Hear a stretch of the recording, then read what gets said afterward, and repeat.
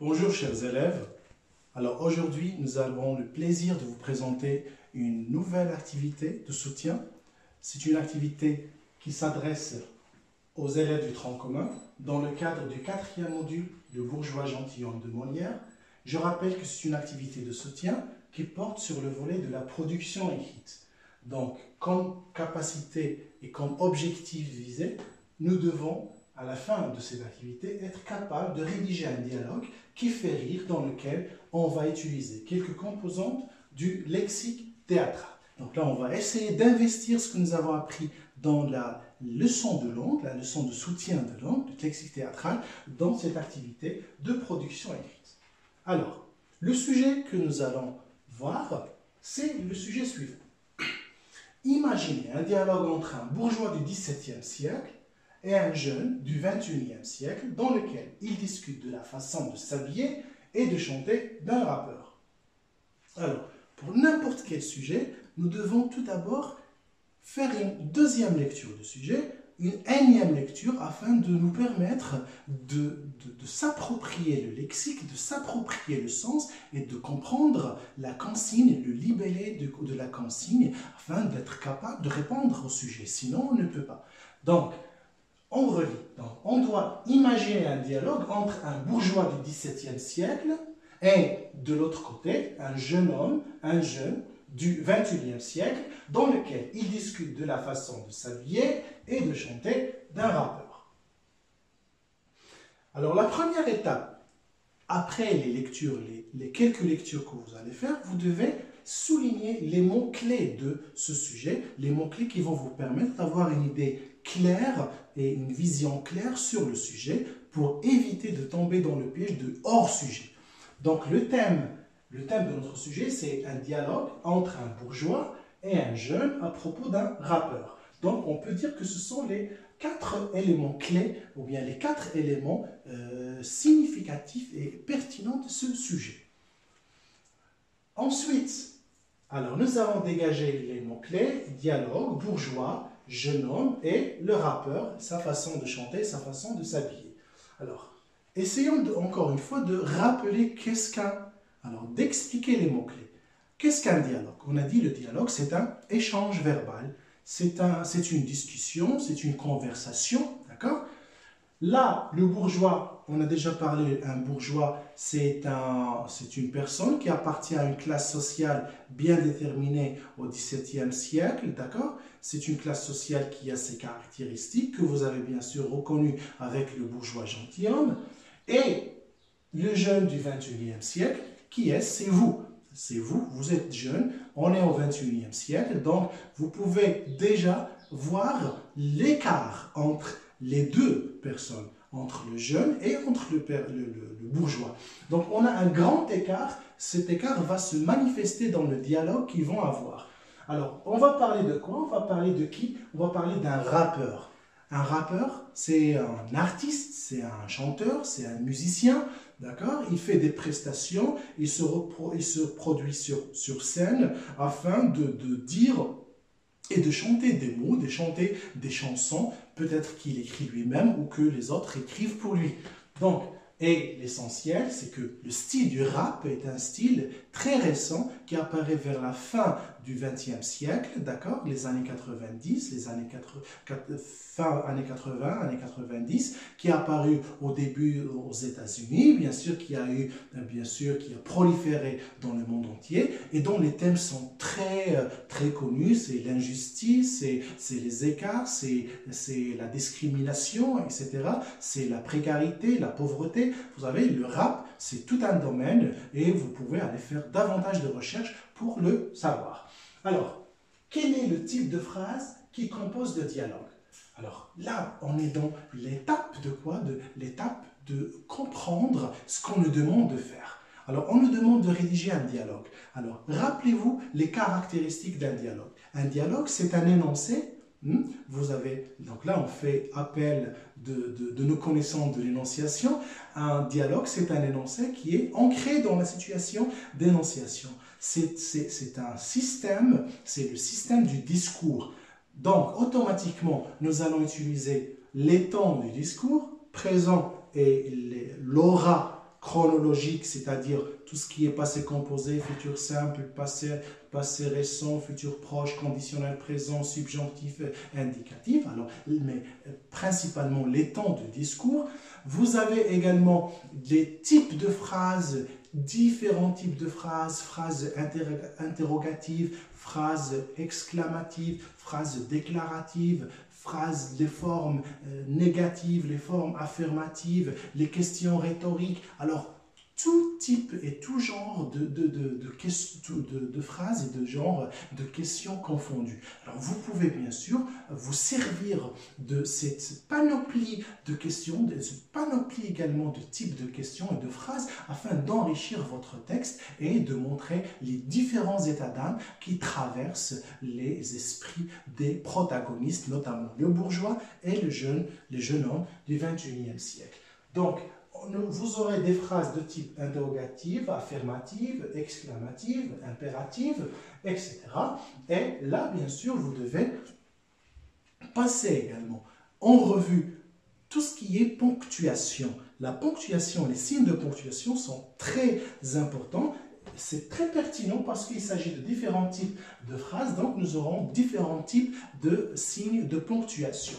Alors, si l'on veut également parler du dialogue. Donc le dialogue, on a dit, c'est le discours, c'est différents types de phrases, c'est les temps du discours et également c'est les interjections, les onomatopées qui peuvent exprimer les états d'âme, les différentes attitudes, les différents états d'âme des protagonistes. Alors, si vous voulez, on peut passer également en revue les idées. Maintenant, on doit chercher des idées sur les personnages, les deux personnages de notre dialogue, notamment le bourgeois du XVIIe siècle et le jeune homme du XXIe siècle.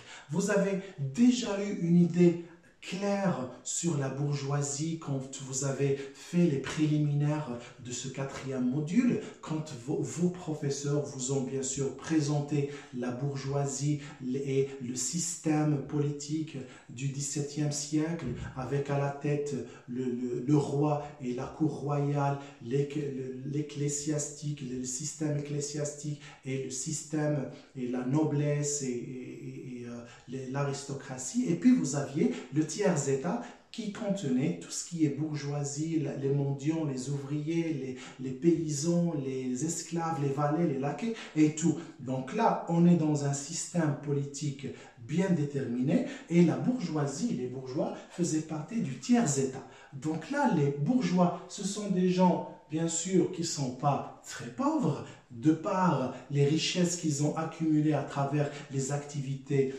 industrielles, à travers bien sûr les activités également agricoles et à travers également le lait et l'héritage féodal. Donc là, vous avez bien sûr tout un background culturel que vous devez mobiliser afin d'avoir des idées sur la bourgeoisie. Donc un bourgeois, c'est quelqu'un qui est riche, plus ou moins, d'accord? Et puis également, c'est quelqu'un qui a des options et qui a des goûts et qui a des loisirs. Quelqu'un, alors, quand on parle de son aspect vestimentaire, par exemple, c'est quelqu'un qui s'habille d'une manière précise, qui est distincte. Il ne s'habille pas comme les autres, comme les paysans, comme les nobles, mais il s'habille, il a ses vêtements à lui. Ça n'a pas changé, même au 19e siècle, hein, ça n'a pas changé. Donc là, il a par exemple, si on prend l'exemple de M. Jourdain, il mettait des robes propres à la bourgeoisie. Quand il en trouverait sa robe, par exemple, on pouvait voir un haut de chausses étroit en velours, d'accord? Une camisole, donc là quand il ouvrait, on pouvait voir une camisole en velours vert dont il est vêtu. Et puis également, vous pouvez voir la perruque, vous pouvez voir également tout ce qui a rapport avec la camisole, donc les redingotes, etc. Donc là, l'aspect vestimentaire, il était précis et distinct. Alors si l'on veut revenir également sur les goûts artistiques, alors un bourgeois, c'est quelqu'un qui écoute quel genre de musique, d'accord? Il écoute, par exemple, l'opéra, les airs, les sérénades, donc là, le ballet également. Alors, Donc là, il faut être bien précis également et se mettre et s'immerger dans le bain de la bourgeoisie afin d'être capable de présenter, bien sûr, ses idées. Donc, si on veut passer, s'il vous plaît, pour ce qui est un rappeur. Alors, puisque le jeune homme d'aujourd'hui et le bourgeois du 17e, ils vont parler du rappeur, de son aspect vestimentaire, de sa manière de dire, de sa manière de parler. Donc, un rappeur, comment il s'habille, par exemple. Les parures d'un rappeur, comme celui qui fait le slam, celui qui fait du hip-hop, il s'habille presque de la même manière. Donc, il a par exemple des habits qui, en général, se caractérisent par la largeur, sont extra ou double extra large. Vous avez par exemple un pantalon très hip-hop, vous avez des baskets sportives, vous avez un sweatshirt à capuchon, vous avez un bonnet, d'accord? La manière d'agir, comment il agit avec ses doigts, comment il agit avec les gestes, bien sûr, qu'il utilise avec ses doigts, les signes gestuels, d'accord, qu'il utilise. Vous êtes connaisseur, vous êtes jeune et vous êtes connaisseur là-dessus. Donc là, tout un bain culturel dans lequel on doit se plonger pour faire ce dialogue. Alors, on a déjà parlé des genres musicaux préférés par le bourgeois, celui préféré chanté par les rappeurs. On a donc les rappeurs chantent du rap, chantent du slam, chantent également même du hip-hop, donc ça dépend du style. Ils peuvent chanter du R&B, ça dépend de leur goût, ça dépend de ce qu'ils veulent faire comme projet. Mais l'art essentiel, ou bien le style essentiel, c'est le rap. Donc, les habits, on en a parlé.